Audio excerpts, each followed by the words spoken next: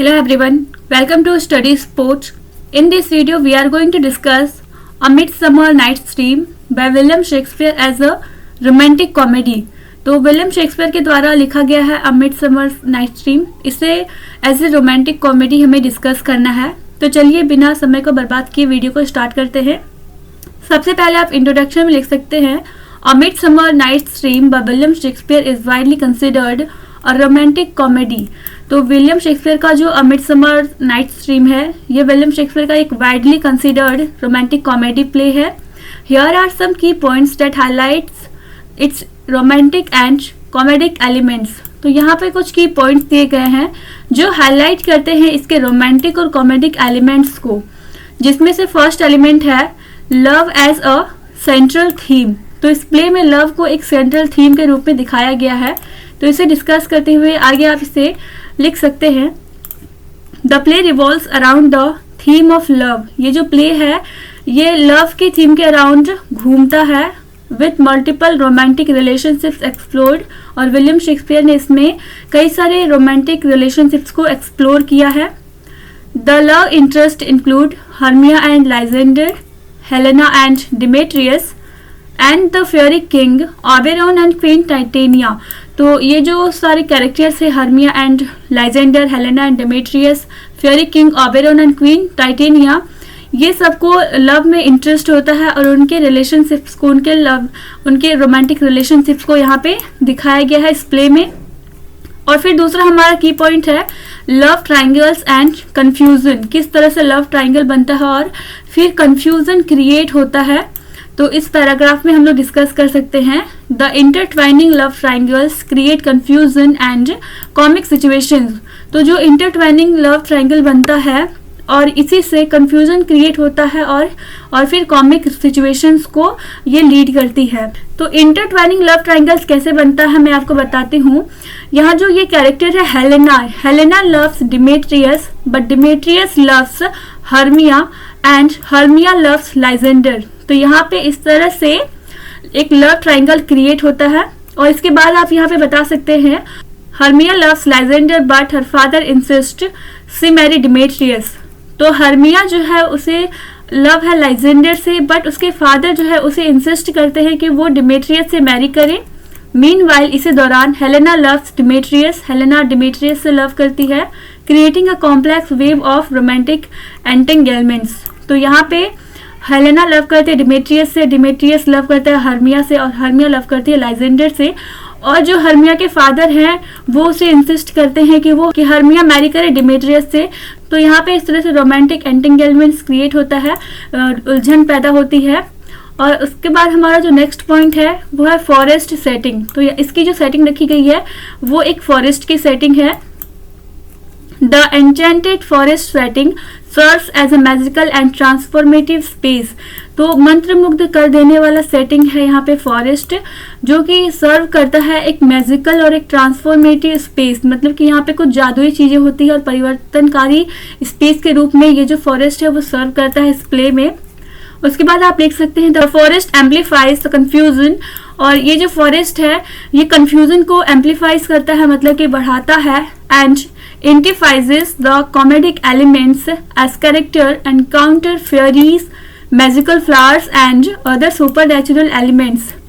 और इसके साथ ही साथ ये इंटेंसिफाई करता है कॉमेडिक एलिमेंट्स को और ज़्यादा तीव्र कर देता है, क्योंकि कैरेक्टर्स जो हैं इसमें वो एनकाउंटर करते हैं फेयरीज से, मैजिकल फ्लावर से और कुछ सुपर नेचुरल एलिमेंट्स से. यहाँ पे हमारा ये पॉइंट खत्म हुआ फॉरेस्ट सेटिंग. उसके बाद आता है मिस्चीवियस फेयरीज. तो यहाँ पे कुछ मिस्चीवियस फेयरीज हैं. और सबसे पहले अगर बात करें तो इसमें है एक पक नाम का फेयरी है, उसे मिस्चीवियस फेयरी कहा गया है. पक का पूरा नाम था Robin गुडफिलो.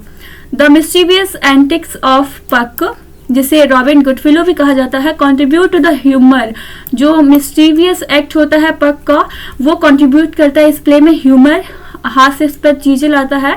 Puck's magical interventions such as using a love potion on the wrong character lead to a chaos and humorous misunderstandings. पक को किंग ऑफ फेरीज मतलब कि ओबेरॉन ने एक मैजिकल पोशन दिया था, उसे यूज करना था उसे डिमेट्रियस के ऊपर, बट वो मिस्टेकनली उसे यूज कर देता है लाइजेंडर के ऊपर। और फिर लाइजेंडर जैसे ही सो के उठता है तो वो अपने सामने हेलेना को देखता है और फिर वो हर्मिया के जगह हेलेना से लव करने लग जाता है। और इस तरह से यहाँ पे मिसअंडरस्टैंडिंग क्रिएट होती है और फिर ये ह्यूमर पैदा करती है और केओस आता है। Chaos refers to complete disorder और कंफ्यूजन। और फिर है हमारा ट्रांसफॉर्मेशन एंड डिस्गाइज। तो किस तरह से यहाँ पे कैरेक्टर जो है खुद को ट्रांसफॉर्म कर लेते हैं, खुद को डिस्गाइज कर लेते हैं। यहाँ पे वही चीजें दिखाई गई है। Characters undergo physical transformations and disguise adding to the comedic nature. इस प्ले में एक बॉटम नाम का कैरेक्टर है और जो पक है हमारा मिस्चीवियस कैरेक्टर, वो क्या करता है कि बॉटम को अपने जादू से उसे एक डंकी हेडेड क्रिएचर बना देता है और इसी के कारण उसका ट्रांसफॉर्मेशन हो जाता है और वो खुद को डिस्गाइज कर लेता है। एक्चुअली में वो खुद को नहीं डिस्गाइज करता बल्कि पक उसे डिस्गाइज कर देता है और ये ऐड करता है कॉमिक नेचर को। For example Bottom the weaver is transformed into a donkey. यहाँ पे आप एग्जाम्पल में देख सकते हैं बॉटम द वीवर जिसे ट्रांसफॉर्म कर दिया जाता है एक डंकी के रूप में, क्रिएटिंग ह्यूमर, जो ह्यूमर क्रिएट करता है when Titania under the influence of the love potion falls in love with him. और अब क्या होता है कि ओबेरॉन जो था अपनी क्वीन टाइटेनिया पर भी उस लव पोशन को उसे मजा चखाने के लिए यूज किया होता है और इसी के इन्फ्लुएंस में जब टाइटेनिया सो के उठती है तो वो अपने सामने बॉटम को पाती है, जो कि उस समय में उसका हेड जो था वो डंकी का था, क्योंकि पक ने उसे बस अपनी शरारत के लिए उसका सिर डंकी का कर दिया था। तो जब टाइटेनिया उठती है और देखती है डंकी हेडेड क्रिएचर बॉटम को तो वो उससे लव में पड़ जाती है, she fails in love with him. और इस तरह से एक ह्यूमर क्रिएट होता है इस जगह पे। हमारा नेक्स्ट पॉइंट है resolution through marriage. Like many romantic comedies, कई सारे रोमांटिक कॉमेडीज की तरह ही the play concludes with marriage. ये जो प्ले है वो भी कंक्लूड होता है मैरिज के साथ में, रिजॉल्विंग द रोमांटिक एंटेंगलमेंट्स। और इसमें जो भी रोमांटिक उलझने होती है वो सारी जो रिजॉल्व हो जाती है। The marriage of Hermia and Lysander, Helena and Demetrius and the reunion of Oberon and Titania bring about a harmonious conclusion. और फिर क्या होता है लास्ट में हर्मिया और लाइजेंडर, हेलेना और डिमेट्रियस, इन दोनों कपल की शादी हो जाती है। और उसके साथ ही साथ ओबेरॉन और टाइटेनिया ये लोग भी एक साथ मिल जाते हैं और इस तरह से इस प्ले का कंक्लूजन होता है। फिर हमारा नेक्स्ट पॉइंट है सेलिब्रेशन एंड फेस्टिविटी।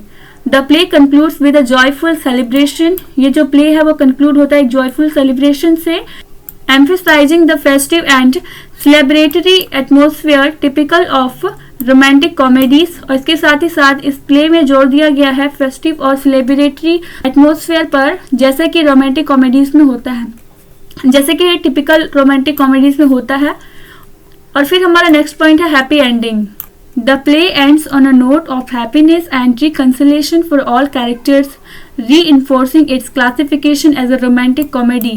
और ये जो प्ले है इसकी एंडिंग होती है हैप्पीनेस के साथ में और रिकंसिलिएशन हो जाता है सारे कैरेक्टर्स का। और इसके साथ ही साथ ये रीइंफोर्स करता है कि ये जो प्ले है ये इसे वर्गीकृत किया जा सकता है एक रोमांटिक कॉमेडी प्ले के रूप में। और लास्ट में हम लोग कह सकते हैं a Midsummer Night's Dream masterfully combines elements of love, magic and humour. ये जो प्ले है अ मिडसमर नाइट्स ड्रीम, इसमें विलियम शेक्सपियर ने मास्टरफुली यूज किया है एलिमेंट ऑफ लव को, मैजिक को और ह्यूमर को, making it a quaint essential example of Shakespearean romantic comedy.